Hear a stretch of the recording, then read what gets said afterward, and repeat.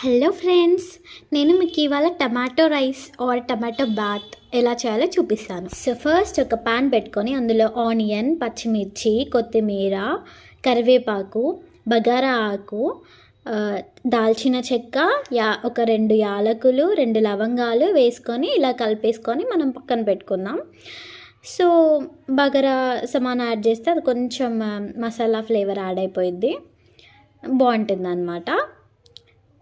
So అది కాస్త ఉడికాక కాస్త పసుపు వేసుకొని ఇలా కలిపేసుకొని కొంచెం సిమ్లో పెట్టి ఒక 2 మినిట్స్ అలా పక్కన పెట్టేయండి. 2 మినిట్స్ తర్వాత మళ్ళీ కాసేపు కలిపేసుకొని మనం ఇందులోకి టమాటోని యాడ్ చేసుకుందాం. సో టమాటో యాడ్ చేసుకొని ఇలా ఈవెన్గా మొత్తం కలిసేలాగా కలిపేసుకొని కాసేపు దాన్ని ఉడకనిద్దాం. నెక్స్ట్ ఉప్పు, కారం తగినంతగా వేసుకోండి. మీరు ఎంత తింటారో అంత వేసుకొని దాన్ని ఇలా కలిపేసుకొని, అది కొంచెం హై ఫ్లేమ్లో అయితే మాడిపోయిద్ది. సో కొంచెం మీడియం ఫ్లేమ్ పెట్టి మూత పెట్టి దాన్ని కాస్త ఉడకనివ్వండి.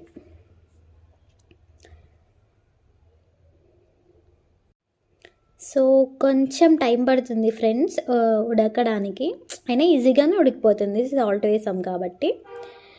సో మాడిపోకుండా అప్పుడప్పుడు ఇలా కలుపుతూ ఉండండి.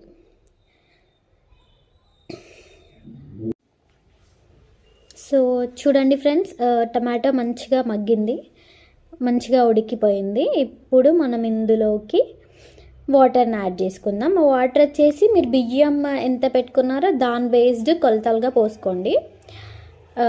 మీకు తెలుస్తుంది కదా ఎసరు ఎంత పెట్టాలో, దాన్ని బట్టి పోసుకోండి. సో ఇది మంచిగా ఉడికిపోయింది. ఇప్పుడు మనం ఇందులోకి వాటర్ యాడ్ చేసుకుందాం. సో ఇలా కాస్త కలిపేసుకోండి ఫ్రెండ్స్. కలిపేసుకొని హై ఫ్లేమ్లో ఆ వాటర్ అంతా బాయిల్ అయ్యి మసలే అంత వరకు కొంచెం ఫ్లేమ్ పెంచి మూత పెట్టి పక్కన పెట్టేయండి.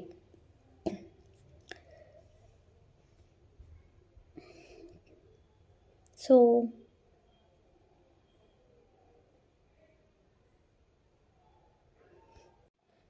చూడండి ఫ్రెండ్స్, వాటర్ అంతా బాయిల్ అయిపోతున్నాయి, మసులుతున్నాయి కదా. సో ఇప్పుడు మనం ఆల్రెడీ కడిగి నానబెట్టుకున్న బియ్యంని ఇందులోకి వేసి యాడ్ చేద్దామన్నమాట ఈ వాటర్లోకి.